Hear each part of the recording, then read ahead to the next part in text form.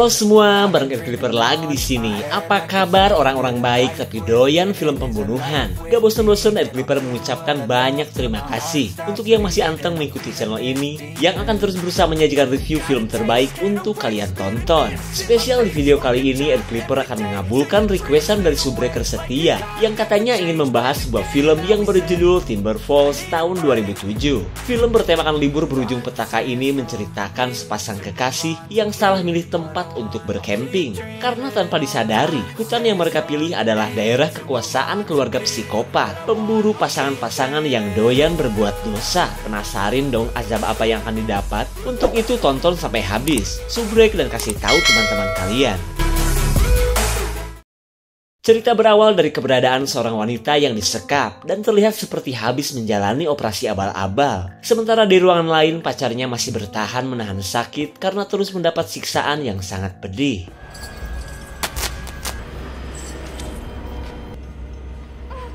Saat si pacar kembali disiksa, wanita malang ini bergegas kabur untuk mencari pertolongan. Terlebih ia tak mungkin melawan sosok psikopat yang sudah beberapa minggu menculiknya.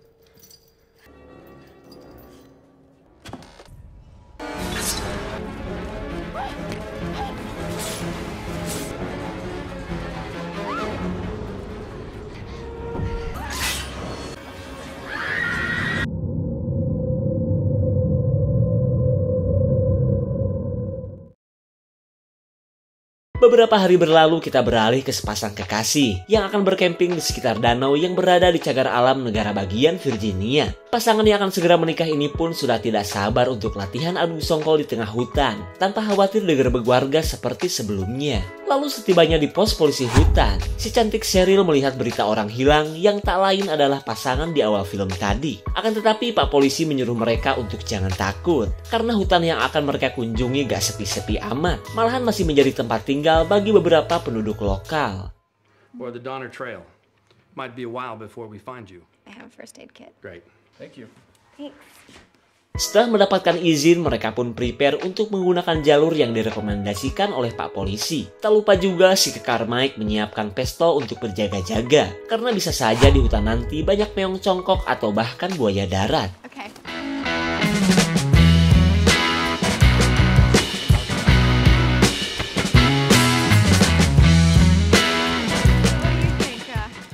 Setibanya di persimpangan jalan, mereka bertemu seorang penduduk lokal yang bernama Aida. Kemudian Mike curhat jika dirinya sedang bingung, karena jalur yang disarankan Pak Polisi sepertinya tidak memiliki pemandangan yang bagus. Melihat cincin yang digunakan Cheryl, Aida menyangka bahwa pasangan ini sudah menikah. Sontak Cheryl pun menjelaskan jika dirinya belum menikah. Malahan kedatangan mereka ke hutan ini adalah untuk pacaran dan menjadikannya hotel dengan nuansa alam liar. Mendengar niatan tersebut, Aida menyarankan mereka untuk menggunakan jalur yang bernama Timber Falls. Karena selain akan melihat indahnya air terjun, jalur tersebut memiliki pemandangan yang indah dan berada dekat dengan danau. Yeah, thanks.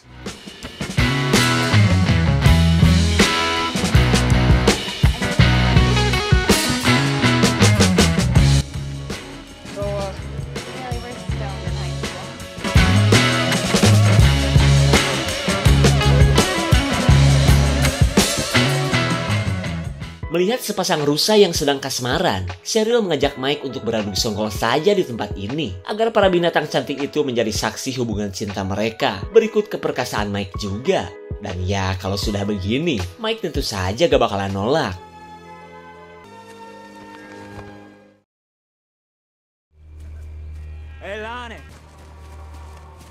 Kedatangan 3 orang pemburu jelas membuat Mike dan Cheryl tibu beranyat kaget. Apalagi gelagat orang-orang ini sepertinya adalah para berandalan yang berasal dari penduduk lokal.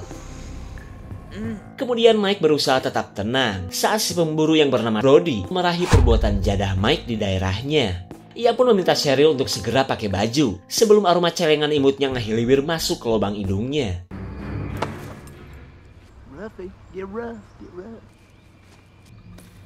Setelah Cheryl menutup aurat, Brody mendadak jadi baik dan ujug-ujug menawari minuman sari buah takoka kepada Mike. Sikap Brody ini pun membuat Mike merasa lega, hingga mau mencicipi minuman beralkohol tinggi yang ditawarkan oleh Brody. Meskipun rasanya mirip rendaman sempak, Mike berusaha terlihat menikmati, hitung-hitung menghargai Daryl. Tapi tiba-tiba, para pemburu amatir ini meminta bayaran atas minuman yang baru saja Mike cicipi. Tak tanggung-tanggung, mereka meminta bayaran Rp800.000 hanya untuk minuman yang dikemas dalam toples bekas lebaran. Udah, bayar aja. Doing business with y'all. Setelah sempat diganggu para pemburu gak jelas, Mike dan Cheryl melanjutkan perjalanan sesuai petunjuk Aida. Akan tetapi Cheryl masih kepikiran dengan kejadian tadi, terutama saat Mike akan mengeluarkan senjata api. Lalu Cheryl meminta Mike untuk membuang senjata tersebut, yang hanya akan membuatnya ketakutan. Ya, daripada merusak suasana liburan, Mike akhirnya nurut tapi hanya membuang pelurunya saja. Yeah, it's all.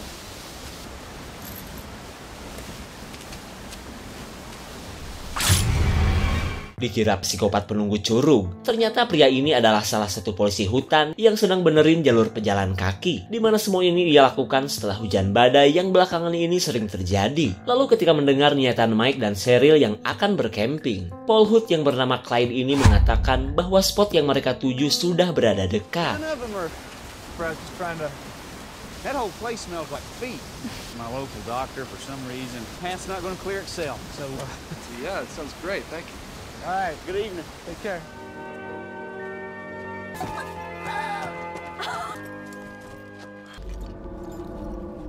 Setibanya di lokasi untuk bercamping, Mike dan Cheryl tidak sadar jika seseorang sedang memperhatikan mereka. Hingga Mike pun dengan santuy mendirikan tenda untuk arena adu songkol mereka yang tadi sempat terganggu.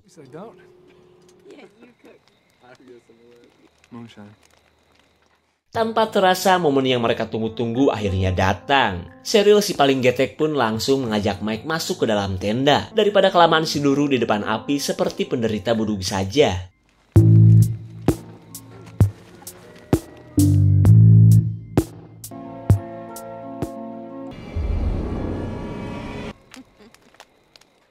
Setelah peraduk songkolan yang cukup sengit, mereka benar-benar merasa puas. Namun mereka tidak sadar jika perbuatan jadah tadi telah disaksikan oleh seseorang yang misterius.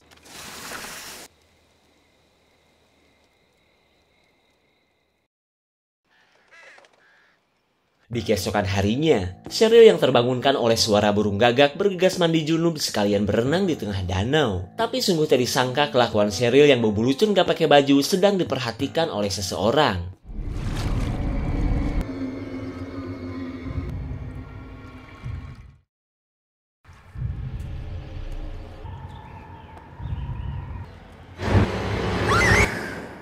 Mendengar teriakan Cheryl, Mike langsung kepikiran dengan pacarnya yang kini entah berada di mana. Lalu tiba-tiba, ia menemukan kalung Cheryl yang tergeletak begitu saja.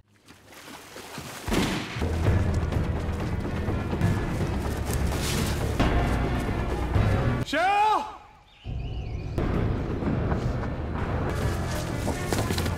Perjuangan Mike untuk menemukan pacarnya malah dihiasi insiden yang membuat tangannya kasurak terkena akar. Lalu tak lama kemudian, ia mendengar keberadaan para pemburu kemarin yang sedang menenteng baju pacarnya.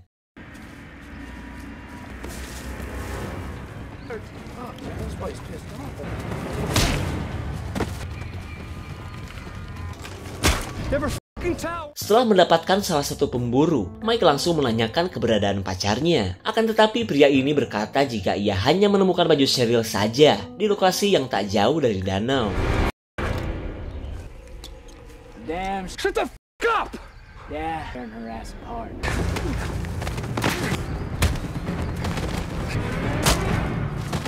Saat si pemburu kelenger oleh gagang bedil, Mike baru sadar bahwa tenda dan semua barang-barangnya sudah menghilang.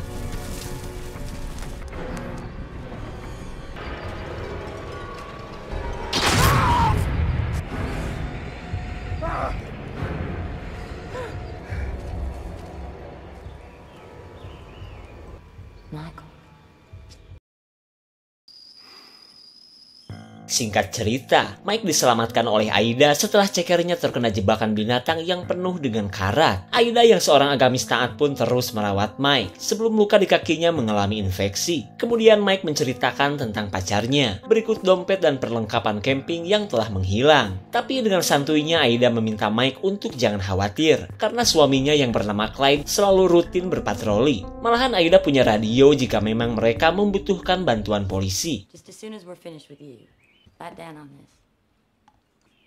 I ain't gonna lie to you. It's okay. Ida! Setelah mengobati kaki Mike, Aida kedatangan tamu yang terdengar sedang emosi. Sontak Mike pun bisa mendengar bahwa tamu tersebut adalah si Brody yang sedang mencarinya. Kemudian Aida berusaha membantu dengan menutupi keberadaan Mike di rumahnya. Terlihat Brody pun kesal karena akibat perbuatan Mike. Salah satu temannya harus dirawat di rumah sakit. I'm sorry, I ain't seen nobody in days. Brody and them boys is... Setelah berhasil mengusir Brody, Aida lanjut memberi tes strong untuk mengembalikan keperkasaan Mike. Silakan diminum, Michael. Mendengar Aida menyebut kata Michael, Mike kaget kok dia bisa tahu. Padahal nama tersebut adalah nama di KTP Mike. Hingga ia pun merasa yakin bahwa Aida adalah pelaku yang telah mencuri barang-barang atau bahkan penculik serial. I saved your life. Saat kebohongan Aida sudah terbongkar, wanita ini berkata bahwa semua itu ia lakukan karena Mike dan Cheryl adalah para pendosa yang harus ia hukum. Bahkan ia sebenarnya mengetahui peradu songkolan Mike bersama Cheryl, padahal menurutnya mereka belum sah sebagai suami istri. You sinners are all alike. Where's Cheryl, Ida?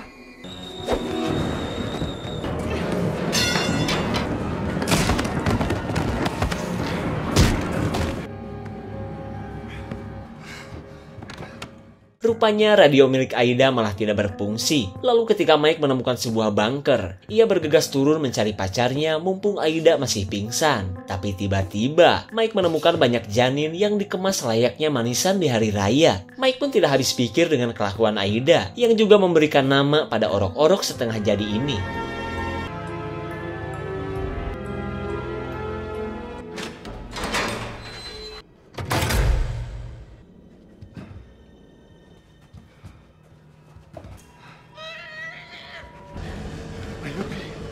Setelah Cheryl berhasil ditemukan, Mike langsung mencari sesuatu untuk menyelamatkannya.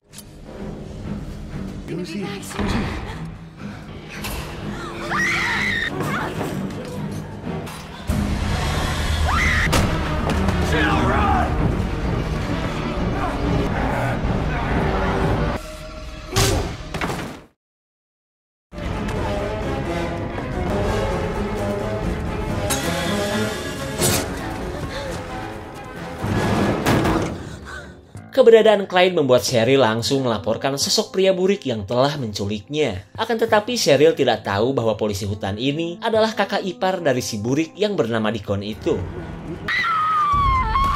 What's going on? You just gotta do it yourself.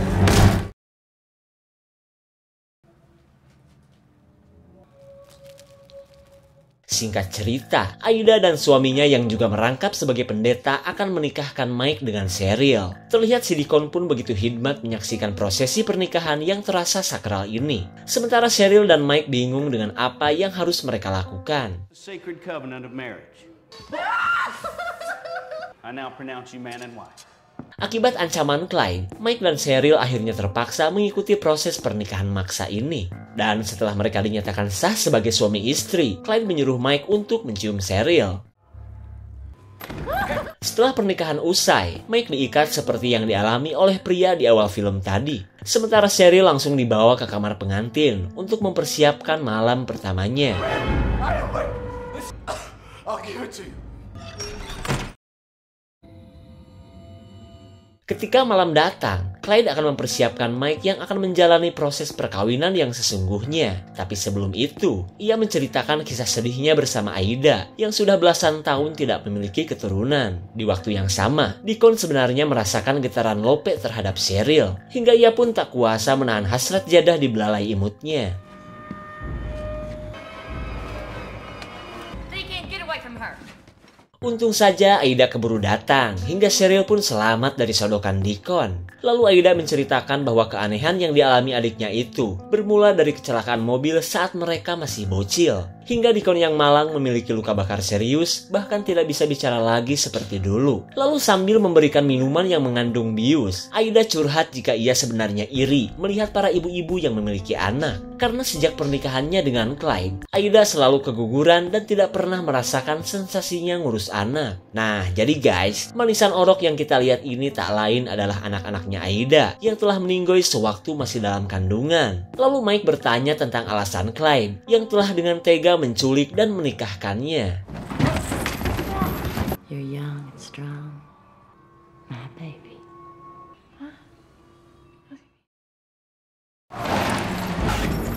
Setibanya di kamar pengantin bertema psikopat, Clyde dan Aida memaksa Mike untuk segera mengawini Cheryl. Bahkan mereka pun akan memberikan hak privasi kepada Mike agar proses peraduk songkolan bisa berlangsung dengan hikmat. I feel the pressure is on right now. People out of your fucking minds. Well, promise me. Boro-boro punya hasrat untuk kawin, Mike malah kasihan melihat Cheryl yang sedang pingsan. Hingga ia pun memilih bertahan daripada kekudaan seperti kemauan Aida.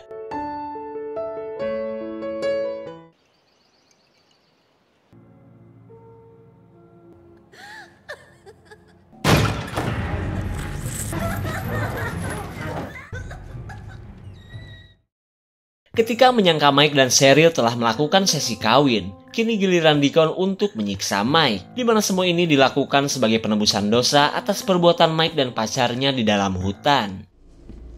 I warned you.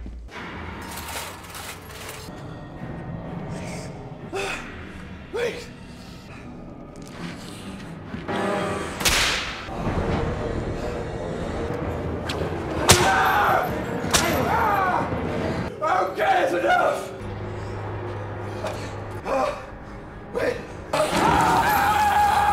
Di tengah penderitaan Mike, Cheryl kini sudah tahu alasan Aida yang ternyata ingin memiliki seorang anak dari dirinya. Lalu Cheryl memohon agar Aida menghentikan rencananya ini, meskipun ia sadar akan kesedihan Aida yang tidak mampu memberikan anak kepada suaminya. Kemudian Aida lanjut curhat bahwa ia tidak mungkin menyuruh suaminya kawin lagi, apalagi sampai melakukan dosa seperti Cheryl. Makanya, meski Aida pengen punya anak, ia menginginkan seorang anak dari hasil pernikahan yang suci seperti dirinya.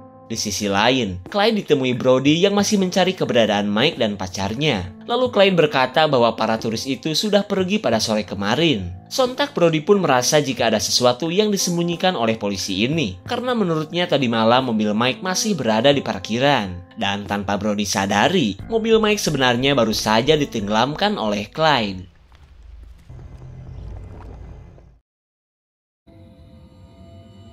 Di malam berikutnya, Mike kembali disuruh untuk mengawini Cheryl yang kini sudah ngadengkak seperti bakakak ayam. Setelah komplotan psikopat keluar, Mike berkata jika ia tidak akan menyodok Cheryl karena jika sampai pacarnya benar-benar hamil, ia yakin Clyde dan Aida pasti akan membunuhnya. What are we gonna do? The moment you get pregnant. Di keesokan paginya, seperti biasa, Aida merawat jasad embrio anak-anaknya agar semakin indah untuk dipandang. Lalu ketika suaminya datang, mereka langsung menemui Mike yang ternyata masih nongkrongin Cheryl. Kemudian dengan santuinya Mike berkata jika ia tidak akan melakukan apa yang mereka minta. Wah, sontak Clyde pun sudah tidak sabar untuk memberi hukuman lagi kepada Mike. Tapi tiba-tiba, pos polisi menghubungi Clyde atas menghilangnya Mike dan Cheryl di lokasi camping. Lalu Clyde berusaha menutupi kelakuannya dengan berkata bahwa ia akan turut melakukan pencarian. Copy that.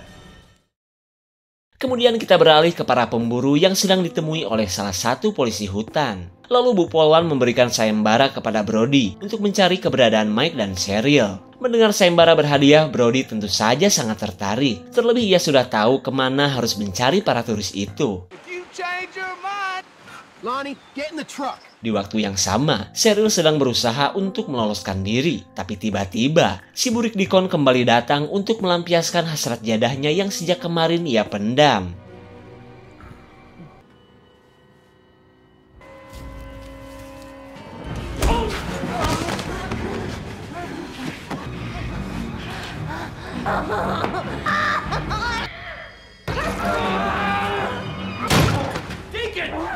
Untuk kedua kalinya, Cheryl berhasil selamat dari kelakuan Deacon. Namun kali ini Cheryl benar-benar syok karena liburannya malah berakhir seperti ini.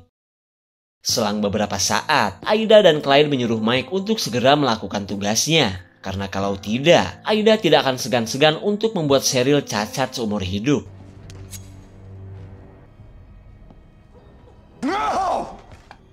Save from its sinner parent. Semua orang terlihat heran saat Cheryl nyengir sendiri padahal suasana lagi mencekam. Lalu tiba-tiba, Cheryl menyuruh mereka untuk jangan repot-repot membuatnya bunting. Karena sebenarnya ia sudah hamil 2 bulan dari peraduk songkolannya bersama Mike. Sontak Mike dan yang lain benar-benar kaget. Terutama dengan Aida yang mendambakan anak hasil dari pernikahan.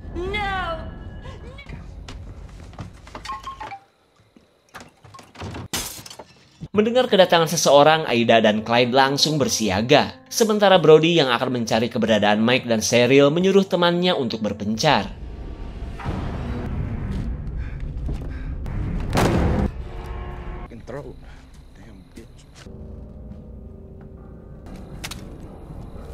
Saat teman Brody menemukan sebuah bunker, ia mencoba untuk mengeceknya. Karena siapa tahu aja Mike dan Cheryl berada di ruangan bawah tanah ini.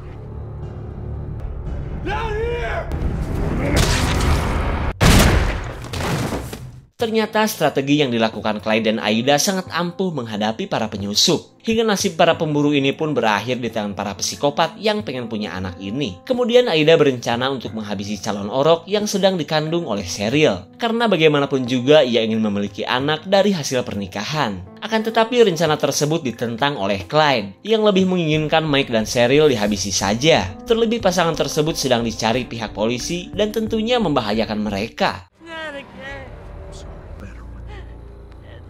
I'm gonna go in there and do what needs to be done.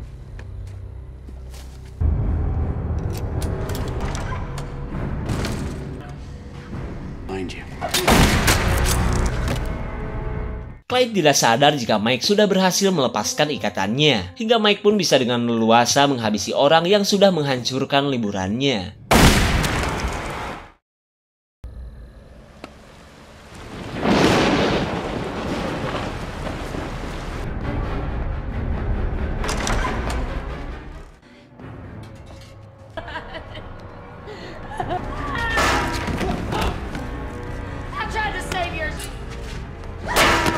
Setelah berhasil membuat Aida kelenger, Mike yang sudah tak berdaya meminta Cheryl untuk memanggil bantuan menggunakan radio milik Clyde. Hello, may I help, please? I can help. Please, anyone.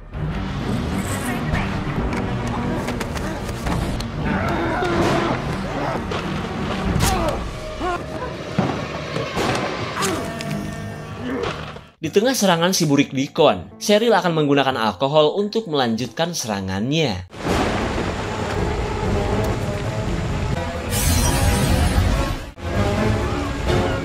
Saat Deacon bermandikan api, Cheryl bergegas mencari Mike yang masih berada di dalam rumah. Namun mereka tidak sadar bahwa Aida kini sudah tersadar.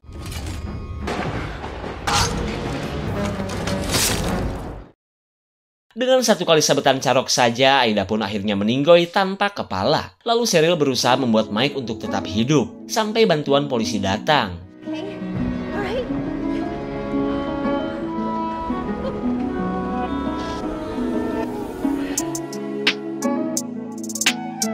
1 tahun berlalu, bayi yang dikandung Cheryl kini sudah gede, bahkan ia pun sudah menikah kembali.